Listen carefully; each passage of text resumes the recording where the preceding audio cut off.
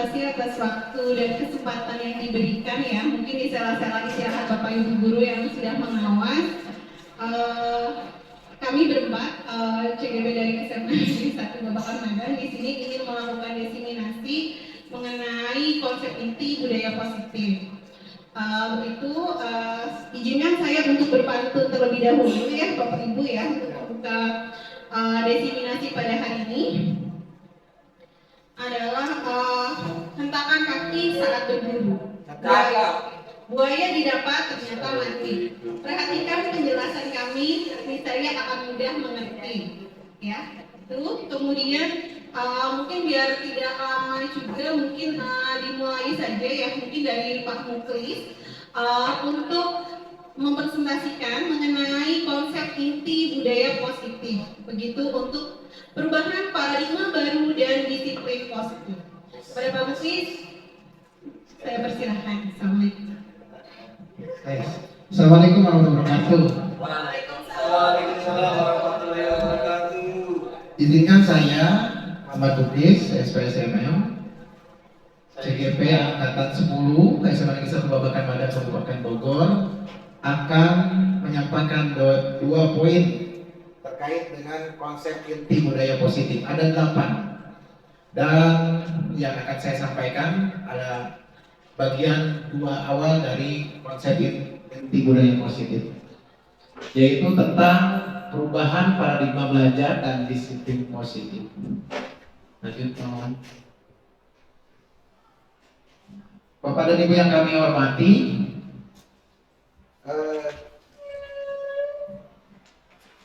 pembelajaran dengan paradigma baru.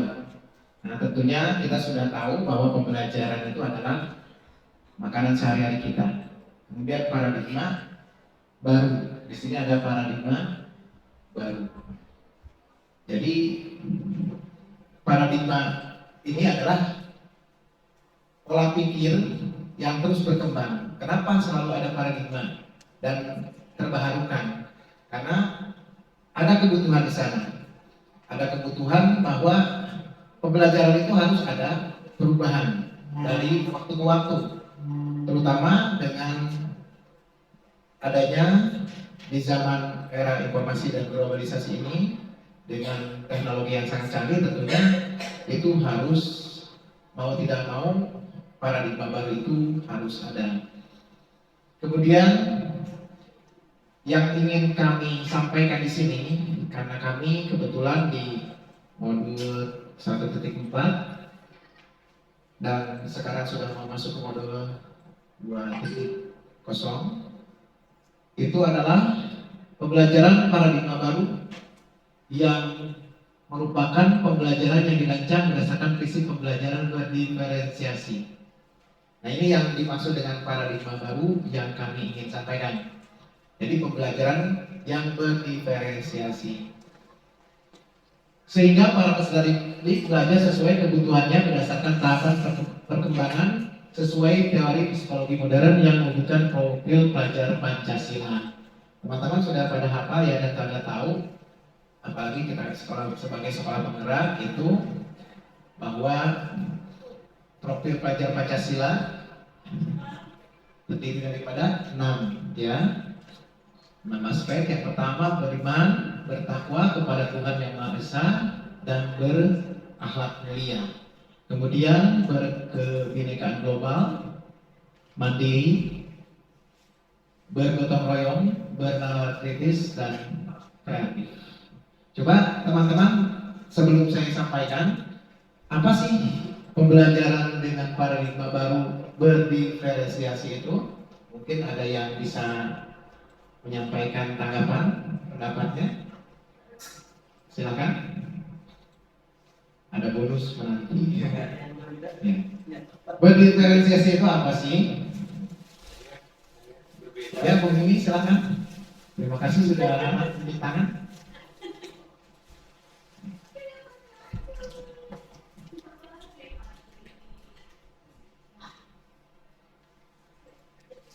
Bismillahirrahmanirrahim. Saya coba jawab. Salam stigma sejauh ini yang saya tangkap, yang sudah saya pelajari kalau pembelajaran diferensiasi itu adalah pembelajaran yang sesuai dengan gaya belajar siswa. Jadi ada siswa yang belajar mungkin auditory, ada visual, dan ada kinestetik. Itu dari gaya belajar. Kemudian bisa juga diferensiasi dari ranah kognitifnya. Mungkin ada siswa yang perlu bimbingan, ada siswa yang mungkin sudah mandiri dalam melakukan pembelajaran di sekolah. Mungkin itu aja ya. Mungkin bisa di Fazli bisa menambahkan ya mungkin kekurangannya yang saya sampaikan. Silakan Bu Dwi.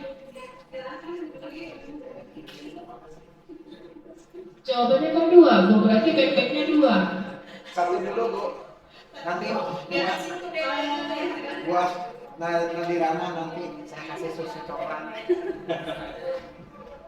Baik, terima kasih. Cukup satu tanggapan dan itu sangat membantu mencerahkan kita ya, pemikiran kita. Jadi dengan berbagai gaya ya, entah gaya apapun, itu sebenarnya kita harus memahami siswa dengan berbagai gayanya gitu ya tadi. Sehingga ditarik sebuah benang merah bahwa berdiferensiasi itu kita pembelajarannya jangan menyamaratakan semua kemampuan siswa, minat dan bakatnya, samain gitu. Berarti belajarnya disamain, ini bab ini tolong dihafalin, ini. Bukan seperti itu ya kalau berdiferensiasi itu. Ketika di awal asesmen kan kita di awal kita sudah tahu masing-masing karakter siswanya. Kalau seperti ini bagaimana cara memberikan pembelajarannya, baik kepada yang memiliki kemampuan di atas rata-rata maupun yang di bawah. Dan itu berdiferensiasi ini adalah sebuah keniscayaan pada saat ini. Kemudian lanjut Pak Wawan. Nah, miskonsepsi tentang teori kontrol. Nah, saya langsung kepada miskonsepsinya karena kalau dari mulai teori kontrolnya itu juga kelamaan. Ada sebuah teori kontrol di mana seseorang itu teori kontrol ini disampaikan bahwa seseorang itu punya kemampuan untuk menginterpretasi tingkah laku dan merubah perilaku orang. Seperti itu ya, teori kontrol itu.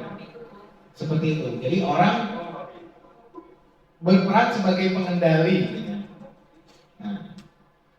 Nah, itu yang kemudian menjadi sebuah miskonsepsi.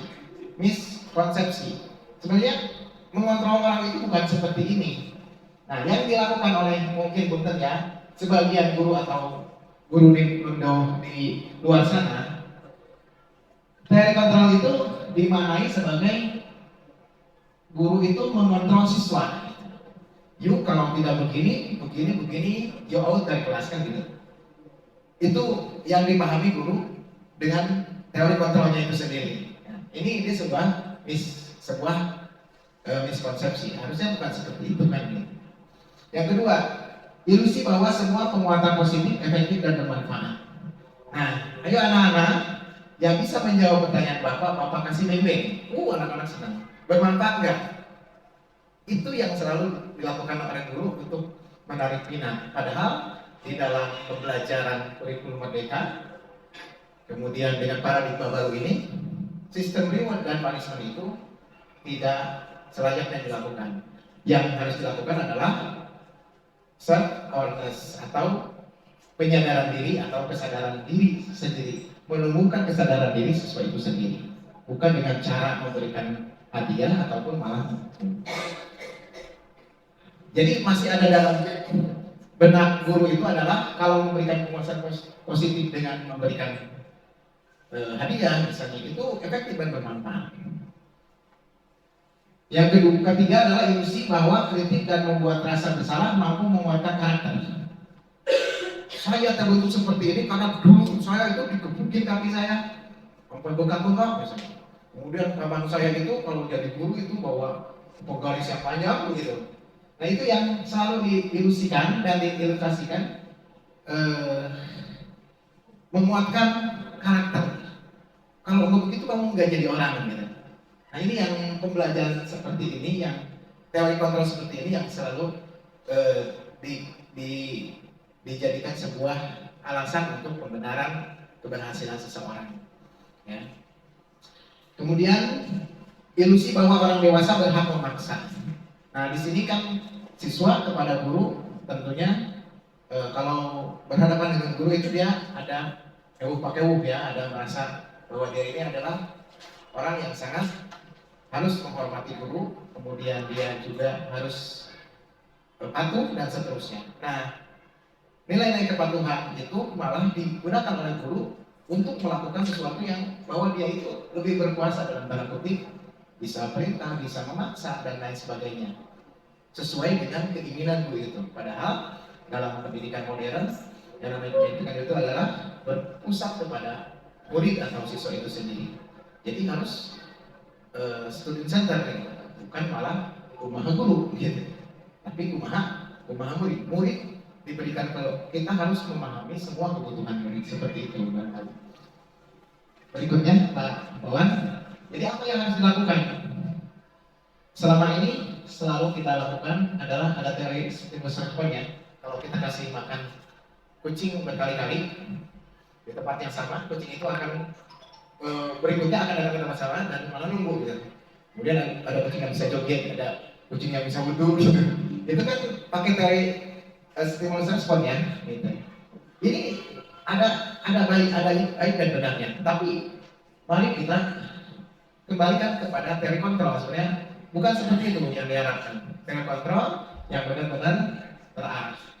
Ya, di sini ada identitas gagal dan sukses.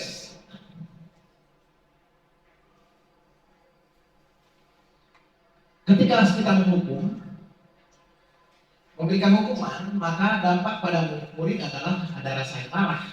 Saya sampai sekarang itu ada masih rasa marah karena dulu saya itu dihukum, disuruh keluar dan dikasih nama binatang. Kamu pengurus OSIS, kamu siswa yang demikian, kok kamu jelek banget kelakuan gitu. Sampai sekarang masih berbekas karena saya dimarahin. Nah, gitu. Merasa bersalah, rendah diri. Kadang kita menjadi rasa diri dan mengasingkan diri. Kemudian tiba-tiba tidak diharapkan atau sangat melukai. Jadi kaget gitu. Kalau orang itu dihukum itu kaget, kok sampai segitunya guru yang marah sama aku nih. Kemudian dibuat guru menyakitkan, guru menjalani konsekuensi dengan menyalahkan, mengkritik, menyindir dan merendahkan. Nah ini paradigma seperti ini sudah serta-merta harus segera kita berpindah dari paradigma seperti itu kepada paradigma yang baru dengan baik itu dengan secara menggunakan identitas sukses, yaitu kita mendisiplinkan siswa dengan budaya yang positif, yaitu pertama dengan memberikan konsekuensi, yang kedua dengan restitusi. Ya, kalau anak diajak ketika dia melakukan suatu kesalahan, diajak berpikir untuk menyadari kesalahannya itu, yang umpamanya konsekuensi ya, diminta untuk memiliki komitmen terhadap sebuah konsekuensi. Tapi di sini ada juga bahwa kalau konsekuensi itu seseorang akan merasa kehilangan hak, waktu tidak seorang diri, ada penahanan. Tapi dia memang harus proses berpikir, dia harus mempertanggungjawabkan apa yang sudah dia salahkan itu. Kalau seorang anak yang terlambat, itu konsekuensinya apa? Gitu. Kemudian sudah diketahui dan masuk akal, maka dibuatlah komitmen bersama dengan anak tersebut bagaimana supaya tidak terulang lagi. Ya. Efek insaf harus dilakukan. Kemudian dibuat oleh guru dan beserta dengan murid. Ya. Jadi tidak top up dari guru, ya. Yang top down, ya. Jadi guru itu merintah kamu harus begini, tapi enggak. Kamu sudah terlambat. Bagaimana supaya tidak terlambat? Anak diajak diskusi. Dan dia akan merasa memiliki dan akan merasa bertanggung jawab. Kemudian hal yang lain, dia akan membantu guru menyatakan peraturan, sangat membantu. Dia akan dengan sendirinya membuat peraturan itu sendiri, melakukan perintah dan melakukan konsekuensi itu sendiri. Jadi dia akan tersadarkan karena dia diajak untuk bekerja sama walaupun dia dalam kondisi yang sama. Ada restitusi, dan ini restitusi ini sangat efektif. Kami sudah belajar tentang segitiga restitusi, di mana ketika murid itu melakukan kesalahan, umpamanya murid berantem, ya. Kemarin saya sudah simulasi bermain peran tentang siswa yang berantem. Dia dibawa ke bagian kedisiplinan, kesiswaan dan BK. Maka di situ ada sebuah penguatan terlebih dahulu bahwa dia itu wajar kalau dia melakukan kesalahan. Misalnya anak tersebut ditendang kakinya dan dia marah, itu wajar. Kita kasih penguatan kewajaran tentang kesalahan itu, tetapi juga kita memberikan pemahaman bahwa hal tersebut bukan sesuatu yang harus dilakukan. Gitu. Kemudian anak tersebut diberikan pemahaman. Setelah itu disuruh untuk mensublimasikan atau mencari jalan keluar yang lebih baik daripada yang tadi dilakukan. Ketika dia kakinya ditendang, dia malah memilih berantem dan memukul temannya, maka dia harus bisa membalikan pemikiran polanya itu menjadi sesuatu yang positif, ya, dan dia memahami kesalahannya itu. Kemudian dia diberikan penguatan dan diminta untuk melakukan sebuah tanggung jawab, maka dia akan menyadari, berkomitmen bahwa yang sudah dilakukan itu salah. Kemudian kalau kemudian merusak atau membuat seseorang itu celaka, maka dia harus dengan sendirinya, misalnya bajunya robek, nanti saya jahitin kembali menjadi utuh kembali. Ketika ada memar, dia harus memberikan pengobatan dan seterusnya, dan itu diberikan komitmen tersebut dilakukan oleh guru dan murid secara bersamaan. Kemudian dilakukan diminta untuk tindak lanjutnya, artinya dia harus mampu untuk bahwa dia akan melakukan itu dan tidak akan mengulanginya. Demikian, Pak Wawan. Lanjut. Kemudian disiplin. Dalam hal menciptakan lingkungan positif, salah satu strategi yang perlu kita tinjau kembali adalah penerapan disiplin di sekolah kita. Apakah telah efektif, apakah masih perlu ditinjau kembali. Lanjut, Pak. Nah, disiplin positif berasal dari disiplin belajar yang mengacu kepada disiplin diri, merupakan cara penerapan disiplin bertujuan untuk menumbuhkan kesadaran dan memberdayakan kesadaran diri tanpa imbalan penghargaan. Reward, karena tadi sudah disampaikan, reward punishment itu tidak cocok untuk kurikulum Merdeka dengan paradigma baru. Kemudian sebagai pendidik, tujuan kita adalah menciptakan peserta didik yang memiliki disiplin diri sehingga mereka berperilaku mengacu pada nilai-nilai kebijakan lebih besar dan memiliki motivasi intrinsik dalam perubahan perilaku ke arah yang baik. Lanjut, Pak. Nah, di sini yang tadi saya sampaikan bahwa disiplin positif itu bukan dengan memberikan hadiah ketika dia berprestasi, melakukan yang kita inginkan atau menghukum ketika dia bersalah, tetapi menanamkan self awareness. Apa itu? Apa bahasa Inggrisnya? Bahasa Indonesia kesadaran diri. Menumbuhkan kesadaran diri bahwa dia itu memang berlaku positif itu adalah sesuatu keharusan, dan berlaku hal yang negatif adalah sesuatu yang harus dihindarkan. Nah, penanaman kesadaran ini lah yang tepat untuk melakukan sebuah budaya disiplin positif itu sendiri. Demikian, Pak, dari saya. Dilanjutkan oleh presenter berikutnya, yaitu Pak Wawan Gunawan. Bu Lydia terlebih. Dilanjutkan oleh Bu Sri Widiawati SPD.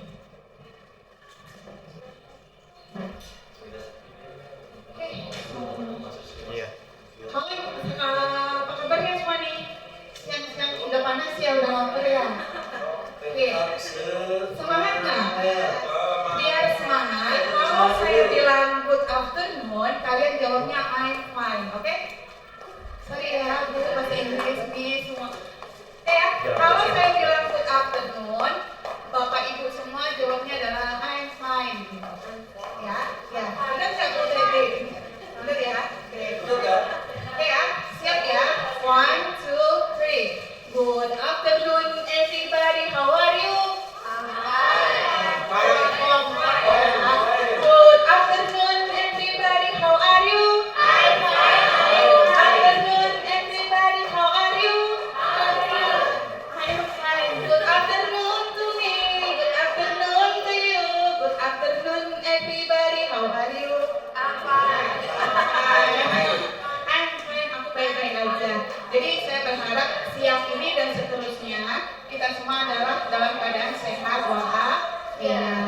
Oke. Ya, saya di sini perkenalkan sudah kenal kalian. Nama saya Sri Lidiawati. Saya adalah CDP angkatan 10. Insya Allah kami semua adalah penerus-penerus guru penggerak di SMA Negeri 1 Babakan Madang. Amin. Dan semoga kami juga bermanfaat bagi SMA Negeri Babakan Madang, akan membawa perubahan paradigma baru. Benar ya Pak Ibu? Ya, oke. Nah, di sini saya itu akan melanjutkan tentang definisi budaya positif kami, yaitu nilai-nilai kebajikan. Tadi sama Pak Mukhlis itu udah dijelaskan kalau kita akan membuat perubahan baru dengan disiplin positif. Artinya kita sebagai guru itu harus tidak seperti guru yang zaman dahulu yang kalau misalnya ada kesalahan murid kita langsung menghukum gitu. Tapi kita harus mencari tahu dulu kenapa dia itu membuat kesalahan gitu. Iya, betul. Guru dulu lebih sukses mendidik muridnya betul. Karena dari generasi mungkin ya Bu ya. Oke. Jadi dalam membentuk nilai-nilai kebajikan itu ada beberapa yang harus kita sepakatin. Itu salah satunya itu adalah kita tidak boleh memihak atau melihat dari suku, bangsa, agama, ras maupun latar belakang peserta didik atau ya. Terus jadi kalau membuat nilai-nilai kebajikan itu kita tidak mengutamakan sara. Jadi saranya kita langsung dulu. Nah, dari nilai-nilai kebajikan itu ada 3 poin yang akan kita ambil. Salah satunya adalah sebagai profil pembelajar Pancasila sesuai dengan pembelajaran paradigma baru yang tadi dijelaskan sama Pak Mukhlis. Masih ingat nggak? Enggak. Profil pembelajar Pancasila itu ada 6 atau ada 5? 5 kata Bu Ilin. Apa aja Bu? Profil pembelajar Pancasila ada 5 apa ada 6? Ada? Nah, salah satunya adalah beriman dan bertakwa kepada Tuhan Yang Maha Esa. Yang kedua adalah berakhlak mulia. Yang ketiga itu berkebinekaan global. Yang keempat adalah gotong royong. Yang kelima mandiri dan kreatif. Dan keenam itu bernalar kritis. Jadi profil pelajar Pancasila ini ya. Jadi kita berharap siswa-siswa lulusan kita atau pendidikan kita itu memiliki profil pelajar Pancasila. Memang ini tantangan bagi guru dalam generasi Z ini Bu, Bapak Ibu ya. Jadi dengan generasi yang luar biasa, kami yakin pasti gurunya juga luar biasa. Nah, yang kedua itu poinnya dari Ibu Primary Years Program atau YIP itu di dalamnya adalah lebih ke dalam, lebih ke perasaan ya. Itu ada toleransi, rasa hormat, integritas, mandiri, menghargai, antusias, empati, keingin-tahuan, keaktifitasan, kerjasama, percaya diri, dan komitmen. Dari Ibu Primary Years-nya. Terus yang ketiga ada keterampilan hidup atau life skill-nya. Jadi kita berharap kalau anak-anak didik kita itu memiliki keterampilan hidup setelah lulus. Meskipun kita berada di SMA, tapi kita berharap setelah lulus dari SMA itu anak-anak kita tetap memiliki keterampilan hidup. Itu dari dalamnya adalah dapat dipercaya, lurus hati, pendengar yang aktif. Jadi cuman kebanyakan sekarang anak itu pendengar yang pasif ya. Jadi kita harus bisa memunculkan generasi yang pendengar yang aktif, tidak merendahkan orang lain dan memberikan yang terbaik dari diri. Oke Pak, sebelum masuk ke sini Pak, punten Pak, mundur lagi satu. Ya, nyata Pak. Oke, sebelum masuk materi ke selanjutnya, setiap manusia itu sadar bahwa kita memiliki kebutuhan.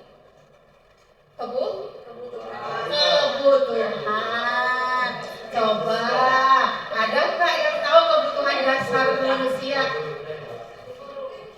Hah? Tidur, makan, minum, baju, terus sandang dan pangan. Kita memiliki sandang pangan, bisa makan, bisa minum, tidak memiliki rumah apa daya kita gitu ya. Jalan-jalan, ini sudah kebutuhan dasar. Namun sebelum ke kebutuhan dasar, ada nggak dari Bapak Ibu yang cerdas-cerdas ini yang tahu apa sih kebutuhan itu? Rasa nyaman, segala sesuatu terbuka. Apa Bu? Segala segala sesuatu yang kita butuhkan. Segala sesuatu yang kita butuhkan. Mungkin sedikit lagi kali ya. Siapa ayo? Yang buku ekonomi mungkin ya, Pak ya. Biasanya buku ekonomi kan tuh kebutuhan ya. Coba buktinya. Itu apa?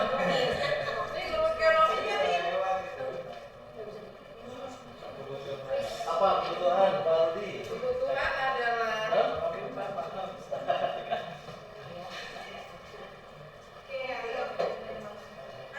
Saya, Bang Sadi ada. Bentar ya Mas ya, kita lempar dulu. Kita review kebutuhan. Coba-coba ya. Kebutuhan itu adalah hasrat ingin terpenuhi. Keren sekali ya. Jangan sekali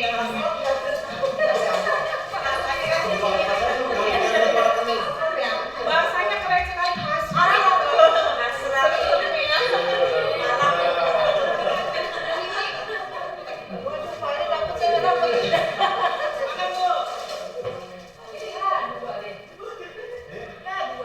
Kebutuhan menurut saya segala sesuatu yang diperlukan manusia atau makhluk hidup untuk dia bisa survive atau bertahan.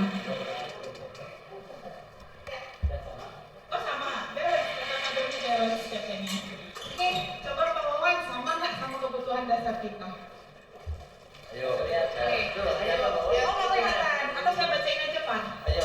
Ya, kebutuhan dasar manusia itu adalah kebutuhan yang segala sesuatunya kita lakukan untuk mendapatkan rasa apa yang kita inginkan. Seluruh tindakan yang kita lakukan memiliki tujuan tertentu dan semua usaha terbaik yang kita lakukan adalah dalam rangka agar kebutuhan dasar kita terpenuhi. Jadi kebutuhan itu segala sesuatu yang harus kita penuhi dan harus kita perjuangkan agar tujuan atau keinginan kita itu terpenuhi atau terpenuhi gitu ya. Jadi kebutuhan itu bukan hanya apa yang kita inginkan, tapi harus ada perjuangan untuk memenuhinya. Oke Pak, next. Nah, jadi tadi kata Bu Ilin ada sandang pangan, kata Buruk ada baju, terus kata Mami ada rasa nyaman ya. Ada rasa nyaman, terus tadi kata Pak itu ada apa Pak? Ada sehat, ada sayang, ada rasa sayang, ada rasa yang pernah ada. Oke, jadi itu semua masuk dalam kebutuhan dasar, ya. Yang salah satunya, jadi kalau misalnya kita menemukan anak murid kita itu kok tidak sesuai dengan yang kita inginkan, itu mereka itu sebenarnya masih menunjukkan kepada kita itu kebutuhan dasar dia. Jadi kita tidak boleh menjudge anak itu salah. Oke, yang pertama adalah tentang bertahan hidup. Apa itu kebutuhan dasar untuk bertahan hidup? Makan. Oh, tidak penting tetap nih. Kebutuhan dasar manusia satu bertahan hidup itu adalah Kebutuhan dasar manusia adalah kebutuhan primer yang terdiri dari makan, minum, pakaian, kesehatan, perlindungan, kemudian yang pertama pakaian, sandang, kebutuhan dasar yang yang manusia penuhi. Jadi apabila kebutuhan dasar ini dipenuhi, maka manusia akan merasa nyaman. Oke, bertahan hidup itu adalah kebutuhan dasar atau kebutuhan pokoknya. Salah satunya adalah apa deh? Tahu itu? Terus ada baju, ada rumah, ada sandang, ada pangan. Itu kebutuhan dasar yang pertama untuk bertahan hidup. Terus yang kedua adalah rasa kasih sayang dan diterima. Tadi seperti kata Pak Jo, kita butuh rasa kasih sayang. Benar ya Pak Jo? Iya. Jadi kita itu butuh pengakuan, rasa diterima, dipedulikan, berbagi, kerjasama menjadi bagian dalam kelompok. Jadi ini sebenarnya anak-anak kita itu banyak yang memerlukan kebutuhan ini gitu. Contohnya kita memiliki di wali kelas itu biasanya ada beberapa anak-anak yang super gitu, yang super aktif gitu, yang super hebat gitu. Sebenarnya mereka kadang krisis kasih sayang gitu. Jadi mereka itu ingin menunjukkan kepada kita mereka itu butuh kasih sayang gitu. Cuma kadang kita sebagai wali kelas kadang cuek aja kan melihat anak kayak gitu, yang itu anak udah nakal gitu. Jadi itu nggak boleh ngejudge gitu. Jadi kita harus tahu dulu kebutuhan dasarnya anak ini itu apa. Oke, yang ketiga itu ada penguasaan, itu harga diri, keinginan untuk dianggap, memimpin, berprestasi, diakui dan didengarkan. Jadi banyak anak-anak kita juga yang ingin menunjukkan penguasaannya gitu dengan dia berulah, dengan dia membuat masalah. Itu sebenarnya anak ini tuh butuh gitu, butuh penguasaannya dia. Jadi kalau misalnya ada anak yang seperti itu, sekali lagi kita nggak boleh menghukum, nggak boleh mengejudge dia itu salah, tapi kita cari tahu dulu kenapa dia melakukan hal tersebut. Oke, yang keempat adalah kebebasan. Jadi di kebebasan itu ada apa aja, Bu Neng? Bu Neng, di kebutuhan dasar yang kebebasan ada apa aja, Bu? Bu Neng?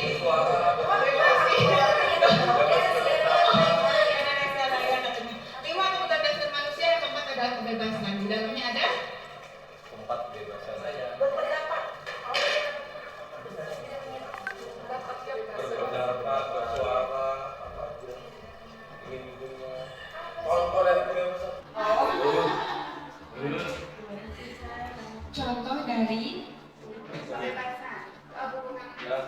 kebebasan ya, bebas hidup, bebas berekspresi, bebas berkreativitas, bebas memilih kebahagiaan kita gitu tanpa mengganggu kebahagiaan orang lain. Itu ya. Kenapa saya pilih Bu Neng? Karena Bu Neng itu unik gitu. Iya unik. Jadi beliau itu meskipun tak langsung tok gitu. Ya ada tak ada tok gitu. Jadi kebutuhan dasar manusia yang keempat itu adalah kebebasan. Dia pengen bebas mengutarakan pendapatnya, bebas bahagia, terus bebas berekspresi, banyak ya, pokoknya kebebasan, bebas berinovasi. Jadi di generasi Z ini anak-anak kita harus memiliki kebutuhan dasar tentang kebebasan. Oke, yang kelima adalah kesenangan. Jadi seperti tadi kata Bu Uun, di kesenangan itu ada apa, Bu? Ada healing ya, Bun? Bun? Jadi kebutuhan dasar manusia ada healing ya? Hiburan. Kalau kuliah Iya, ada hiburan. Itu maksudnya adalah kesenangan. Jadi manusia juga butuh healing gitu, butuh hiburan. Jadi kapan-kapan kita SMA di satu Babakan Madang healing Pak Heri. Jadi ya, jadi butuh healing juga. Mungkin Bu Teti bisa menyalurkan. Kesenangan itu butuh karena itu merupakan kebutuhan dasar manusia. Itu di dalamnya ada bermain, kalau anak-anak ada humor. Jadi anak-anak juga butuh kita yang gak serius, kadang kita yang ini ya, pengen yang humor ya kita bercanda. Jadi mereka ingin didengar ya kita kasih kuping kita buat mendengarin gitu ya. Terus ada antusiasme sama ada tertawa. Jadi kesenangan itu adalah tertawa. Mau ngajak kalian tertawa masih ada yang makan. Nggak boleh ya, takut kesel. Oh nggak apa-apa. Coba kalau misalnya Firlin dan teman-teman nggak apa-apa, coba kita luangkan waktu paling semenit kali ya. Kita mulut ketawa. Ya, jadi hidup itu harus penuh senyuman. Karena kalau di dunia kesehatannya lima minum faiznya. Jadi kalau kita pengen awet muda itu kita harus banyak tersenyum karena otot dari sini tertarik ke belakang. Jadi kayak bisa tetap awet muda gitu. Ya, pokoknya hidup itu jangan lupa untuk tersenyum. Apapun yang kita lakukan, tunjukkan ke orang banyak di luar sana kita itu bahagia. Padahal di dalamnya nggak tahu. Oke, Pak, next sudah. Oke, itu mungkin dari saya tentang kebutuhan dasar sama apa namanya? Sama nilai-nilai kebijakan sama kebutuhan dasar. Nanti dari sini kita akan membawa ke motivasi perilaku manusia. Mungkin nanti kalau ada yang mau bertanya atau ada yang mau ngasih masukan ke kami siap menerima saran dan kritikannya karena itu buat kami belajar, buat kami memperbaiki kesalahannya. Oke? Good afternoon everybody, how are you? Fine.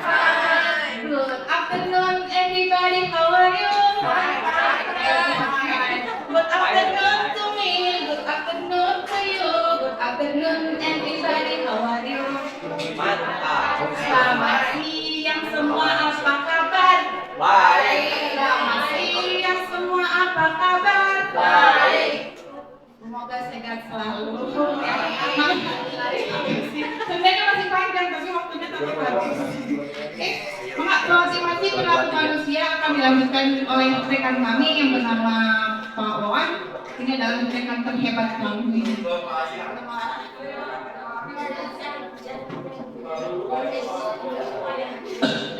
Ya, assalamualaikum warahmatullahi wabarakatuh. Ya, nggak apa-apa. Terima kasih atas waktunya dari Bu Lydia. Ya, saya akan membahas dua tema, yaitu motivasi perilaku manusia dan satu lagi Motivasi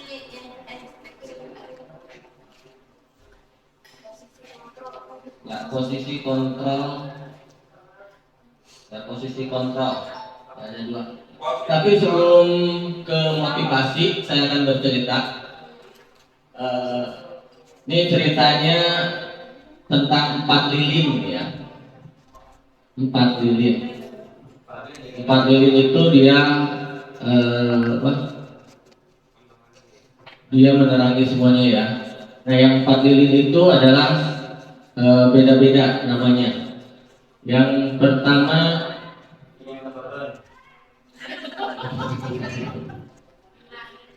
iman ya. Iman itu kalau kita rawat, dia akan tetap ada di dalam diri kita. Ya. Jadi ketika kita nggak merawat iman, maka dia akan mati. Itu lilin pertama.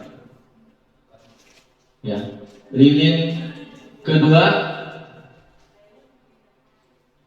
itu amal baik kita ya. Tapi amal itu akan mati juga kalau kita tidak selalu memeliharanya. Yang ketiga itu dari lilin itu takwa juga sama akan mati kalau kita tidak menjalankan perintahnya. Nah, yang akan selalu hidup itu adalah lilin yang terakhir. Apa? Ada yang bisa jawab? Lilin yang terakhir dari 4 lilin itu, yang akan selalu hidup adalah harapan.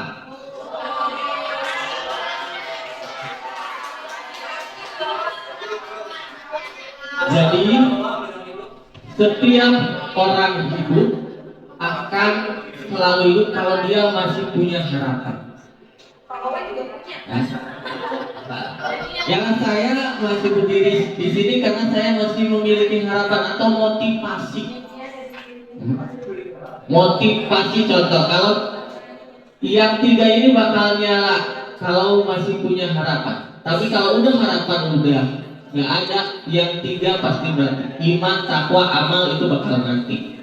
Kalau yang harapan udah mati, karena harapan itu ya motivasi, ya motivasi kita hidup. Itu filosofinya yang 4 lilin itu seperti itu. Jadi kita jangan sampai hari ini motivasi kita itu mati. Kalau udah mati motivasi ya udah tamat lah. Itu kegagalan.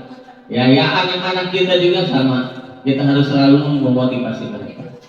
Lanjut ke motivasi. Ya, apa itu motivasi? Ada yang tahu, ibu, bapak, motivasi apa? Dorongan. Apalagi? Ya. Dorongan. Ada 2 motivasi ya. Dorongan dari dalam dan dari luar. Yang paling baik dari dalam apa dari luar? Kenapa?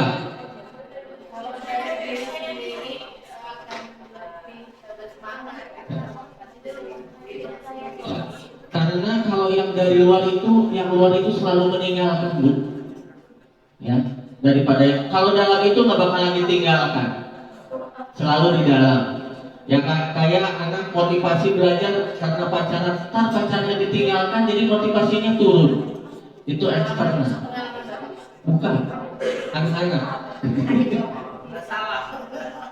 Jadi yang paling bagus itu adalah motivasi intrinsik atau dari dalam diri, ya.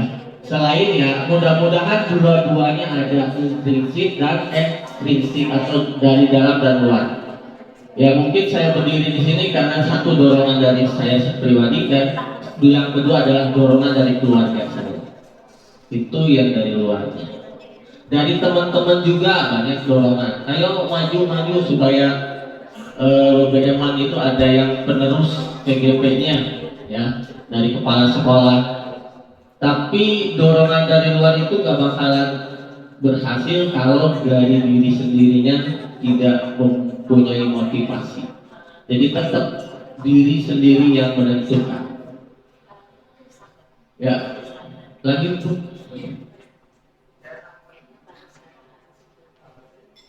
Nah, ini di sini ada buku konsekuensi dan restitusi. Ini sesuatu yang sama tapi berbeda. Di sini hukum ya, hukum mungkin tadi udah dibahas oleh Pak Muklis. Hukum itu bersifat tidak terencana atau tiba-tiba. Ada yang bisa ngasih contoh tentang hukum yang secara tiba-tiba? Ibu, Bapak? Oke. Ada yang bisa kasih contoh nih?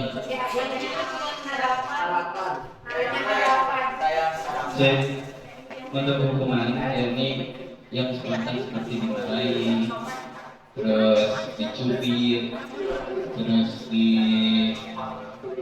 digampar, ya dan lagi itu termasuk hukuman.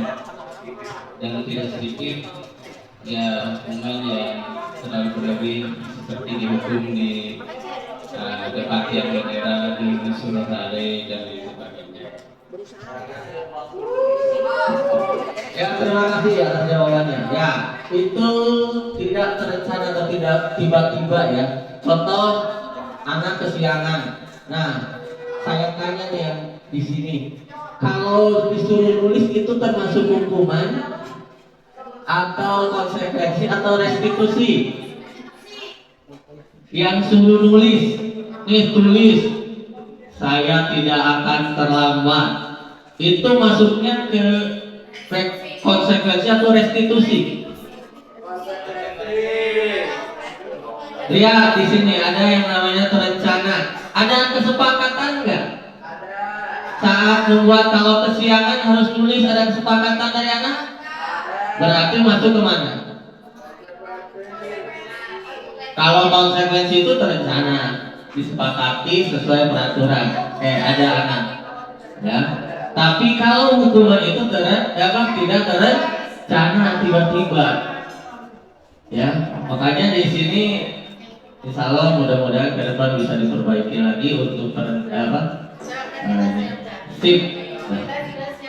Ini murid tidak tahu apa-apa yang akan terjadi, tidak dilibatkan, jadi tahu-tahu dihukum. Kan?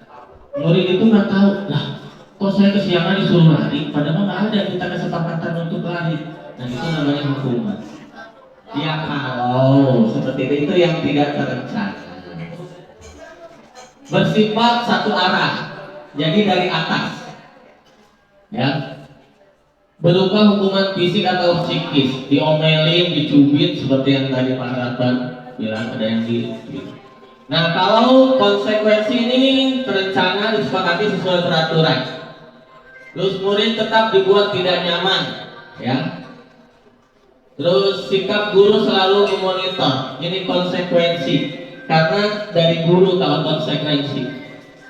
Nah yang terakhir ini restitusi. Di sini proses menciptakan kondisi bagi murid untuk memperbaiki kesalahan, ya, proses kolaboratif yang mengajarkan murid untuk mencari solusi sendiri. Jadi kalau restitusi itu diajak dulu, dikuatkan dulu, kemudian setelah dikuatkan ditanya kesalahannya apa kamu, terus melanggar apa. Kalau melanggar ini, ya itu setelah itu baru konsekuensinya dipikirkan bareng-bareng. Kamu mau pengennya seperti apa kalau udah tahu kesalahannya ini? Nah itu, jadi diajak mereka berdiskusi. Nah ini kelebihan restitusi ini daripada yang lain, ya. Ya mudah-mudahan ke depan restitusi lebih dikedepankan daripada konsekuensi atau hukuman. Ya lanjut. Ini posisi kontrol. Sebelum ke posisi kontrol, ini ada penghukum, pembuat rasa bersalah, teman, pemantau, manajer. Kira-kira guru-guru di sini lebih ke mana? Manajer ya? Tuh. Mantap. Manajer. Ya di sini ada penghukum. Apa itu penghukum? Ya.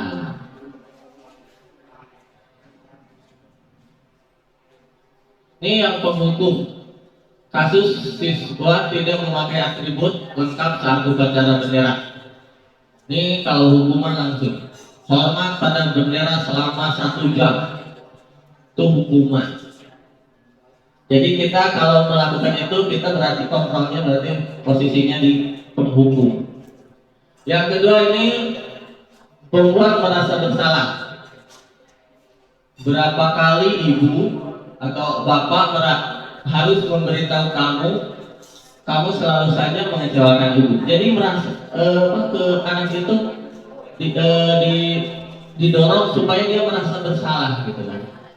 Sehingga kalau yang cuek-cuek aja sih nggak kepikiran, tapi kalau yang kepikiran, iya ya gara-gara saya nggak pakai atribut akhirnya ibu ini merasa bersalah dan takut ditegur sama kepala sekolah atau kesiswaannya jadi teriak-teriak sehingga kecapean apa ya. Jadi merasa bersalah.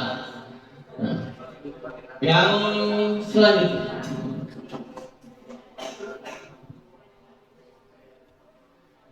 ini pemantau. Kalau pemantau cuma memantau, kamu sudah melanggar peraturan sekolah, kamu tahu konsekuensinya. Setelah upacara, kamu beli atribut ke koperasi dan jangan diulang. Itu cuma mantau doang. Jadi nanyain, udah tahu aturannya? Ya, kalau udah tahu, setelah istirahat silakan beli di koperasi. Jadi memantau doang. Yang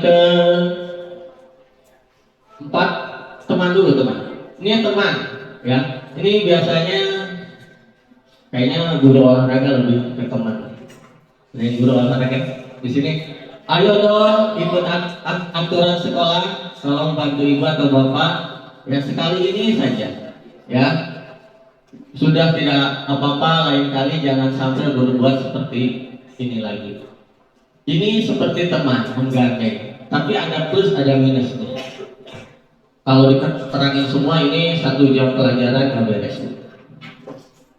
Yang terakhir adalah manajer. Ini yang mudah-mudahan di sini selalu yang terakhir nih. Nah ini biasanya dipanggil terus setelah dipanggil, apa kamu tahu kesalahanmu hari ini? Siapa kesiangan? Nah itu yang manajer. Nah, terus kira-kira bagaimana kamu memperbaiki kesalahanmu? Besok saya tidak akan mengulang lagi Pak, datang lebih cepat. Oke. Dan itu sampai diproses semua. Nah, setelah ini ada udah 5-5-nya. Kita ini ada pertanyaan. Kira-kira yang pertanyaan pertama, posisi kontrol apakah aku? Ini ada ribetnya. Biarpun nih pertanyaannya, kamu tidak pernah benar melakukannya. Kira-kira dari 5 posisi kontrol tadi ini lebih ke mana? Kamu tidak pernah benar melakukannya. Dari 5 kontrol.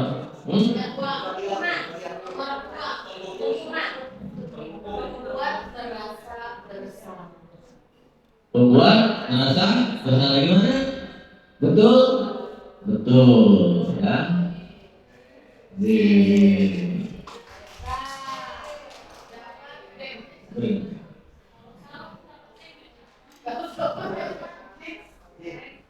Ya, lanjut. Apa rencanamu untuk menyelesaikan masalah ini? Ada yang bisa jawab? Apa? Hah?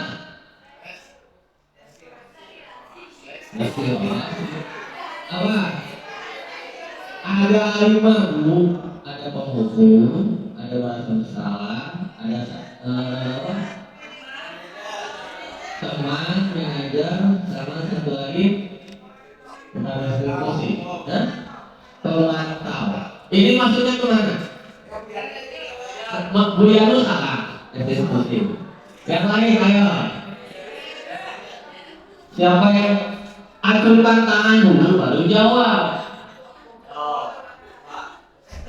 Manajer. Manajer kenapa, Bu? Karena ditanya mau apa? Menyelesaikan masalah ini gimana? Masalahnya. Betul? Betul. Ini dapat juga. Ayolah, lakukan demi Bapak Ibu ya. Ini apa? Oke. Oh, salah.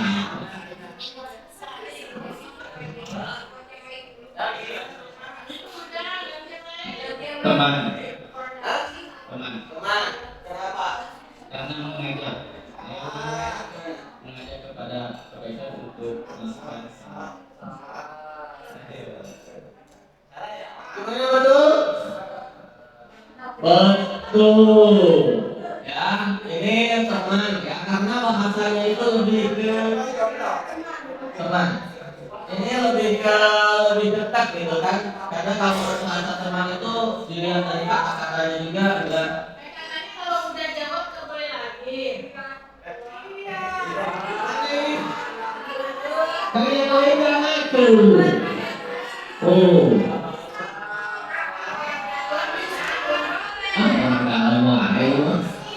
Yang terakhir, kamu tidak pernah mendapat nilai jika tidak mengerjakan tugas. Aturan apa? Aturan mana? Yang udah dulu, udah kan tadi? Ya yang lain. Ini dari sini, kamu tidak pernah mendapatkan nilai jika tidak mengerjakan tugas.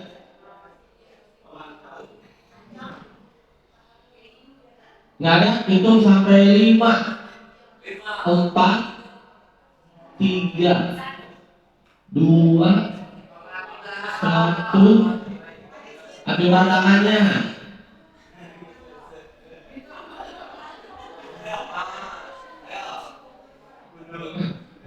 Pemantau.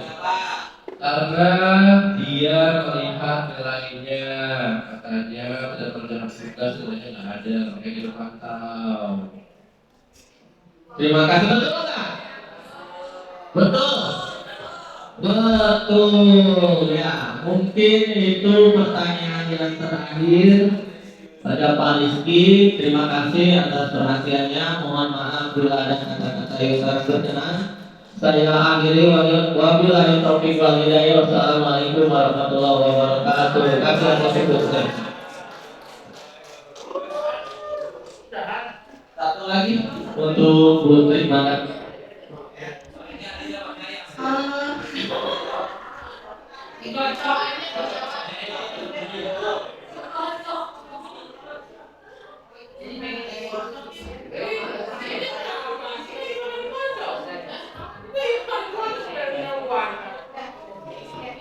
Assalamualaikum warahmatullahi wabarakatuh.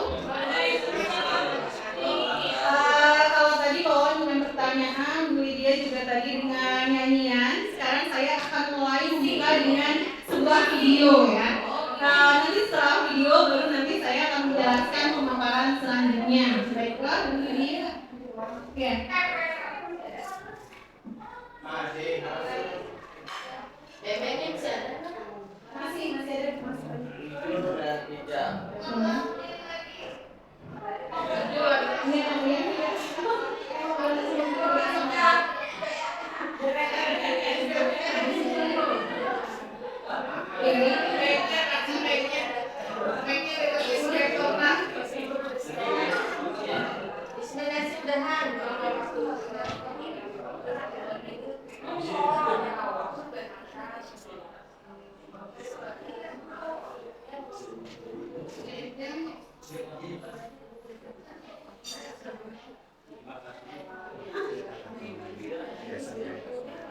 Izin sholat Pak.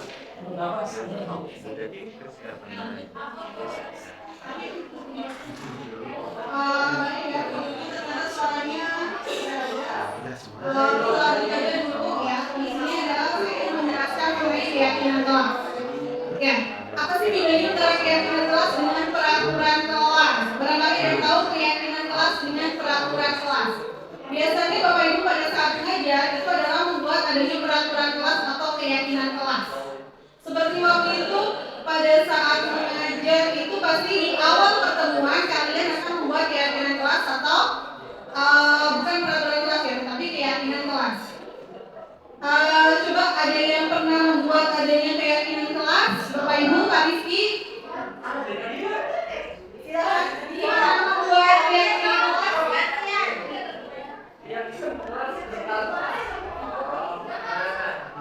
Pernah Bu membuat kesepakatan kelas tentang peraturan-peraturan yang harus dilaksanakan di kelas. Ya, baik.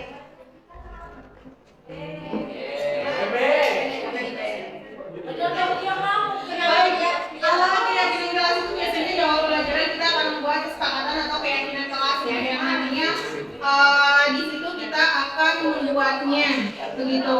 Tentang peraturan-peraturan yang nanti pada saat pembelajaran itu ada di dalam keyakinan kelas. Begitu. Lanjut, Bu Lydia. Ya, keyakinan kelas di sini adalah mengapa keyakinan kelas, mengapa bukan peraturan. Kalau peraturan itu kan terencana dan biasanya hanya berpihak kepada siswa atau murid. Tapi kalau keyakinan kelas itu adalah tapi kalau keyakinan kelas di sini adalah dengan menggunakan keyakinan kelas, siswa akan muncul rasa tanggung jawab dan yakin tumbuh dari sendiri, yaitu adanya motivasi intrinsik. Motivasi intrinsik itu adalah yang tadi dijelaskan oleh Pak Wawan, ya, motivasi yang muncul dari dalam diri sendiri. Tadi sudah dijelaskan.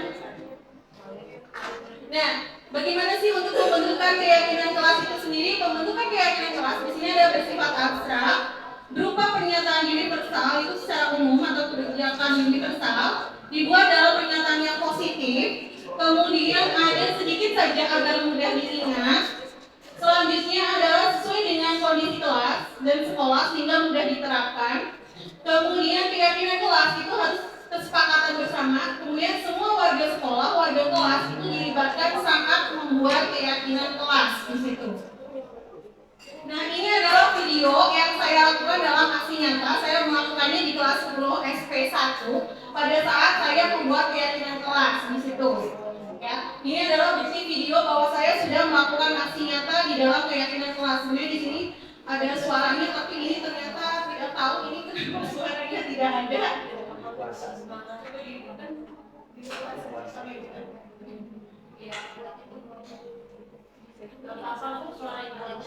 Ya, di situ ini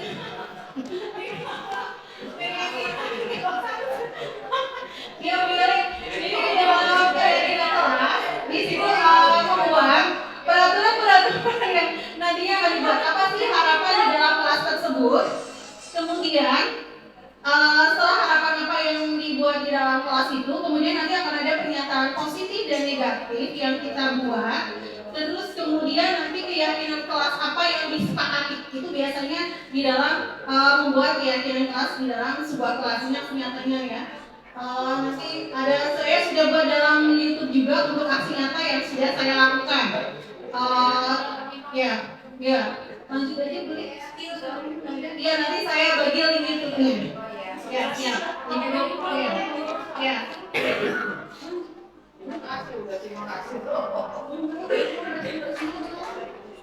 Ya, masih ada satu lagi restitusi ya. Ternyata Bu Lydia langsung terakhir aja nih tadi ya.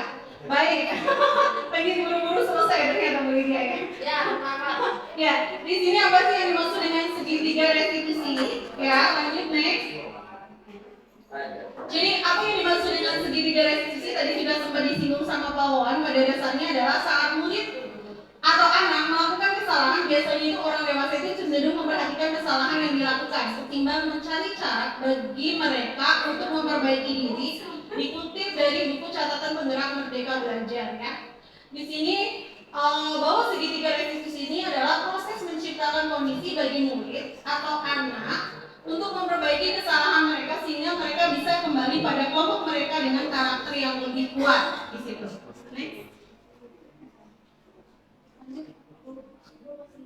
Nah, di sini segitiga restitusi itu membantu murid menjadi lebih memiliki tujuan, disiplin positif, memulihkan dirinya setelah berbuat salah melalui pendekatan restitusi. Ketika murid berbuat salah, guru akan menanggapi dengan mengajak murid berefleksi tentang apa yang dapat mereka lakukan untuk memperbaiki kesalahan mereka hingga mereka menjadi pribadi yang lebih baik dan menghargai dirinya.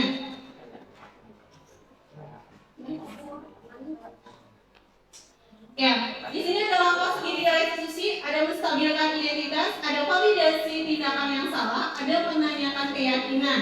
Itu diantaranya ya. Di sini adalah peran guru atau orang tua sangat penting untuk menciptakan kondisi yang membuat siswa bersedia menyelesaikan masalah dan berbuat baik lagi dengan berkata semua orang pasti pernah berbuat salah dan bukan mengatakan kamu harus lakukan ini, kalau tidak maka dan sebagainya. Yang ini adalah segitiga restitusi, ada menstabilkan identitas, ada validasi tindakan yang salah, dan ada menanyakan keyakinan. Nah, langkah pertama yang dilakukan segitiga restitusi adalah bagian dasar segitiga menstabilkan identitas. Jadi pada saat menstabilkan identitas, di sini adalah berdasarkan prinsip membuat kesalahan adalah bagian dari proses pembelajaran. Ya, ada berbuat salah itu wajar, tidak ada manusia yang sempurna. Ibu bapak juga pernah melakukan itu. Ibu bapak tidak mau mencari siapa yang salah, tapi ibu bapak yang ingin mencari solusi dari permasalahan ini. Kamu berhak merasa begitu. Ini adalah tentang menstabilkan identitas. Langkah kedua adalah memvalidasi tindakan yang salah. Konsep kedua di sini adalah memahami kebutuhan dasar yang mendasari tindakan anak berbuat kesalahan. Tindakan yang mendasari anak berbuat kesalahan itu karena apa dan sebagainya. Ya.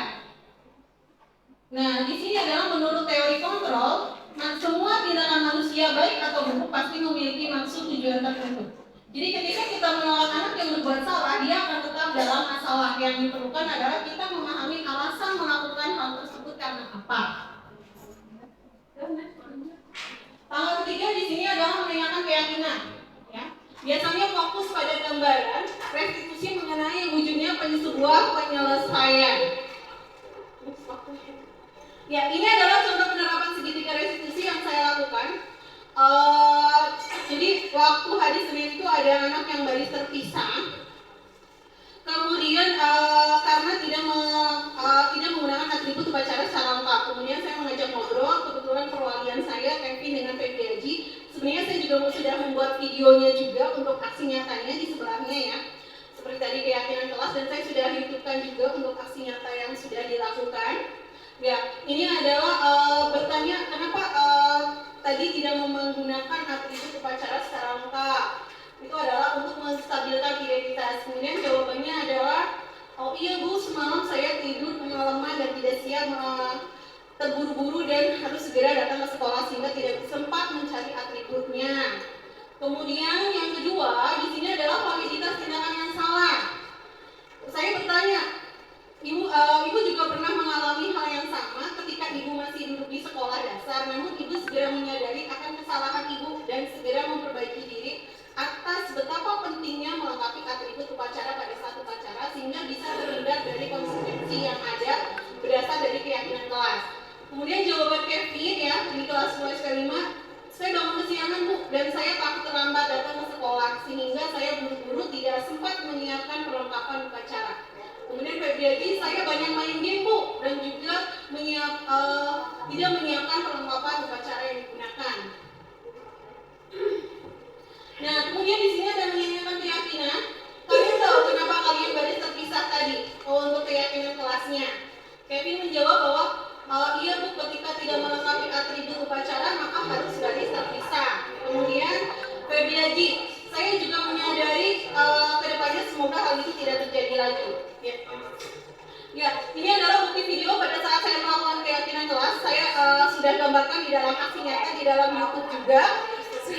Saya saya masukkan pada saat saya melakukan restitusi tadi, adanya keyakinan kelas, ada validitas tindakan, saya ngambil real anak-anak di SMA Negeri 1 Babakan Madang tentang bagaimana saya melakukan keyakinan kelas. Nanti video YouTube-nya saya bisa share. Ini video YouTube-nya ini di depan kelas 11K5.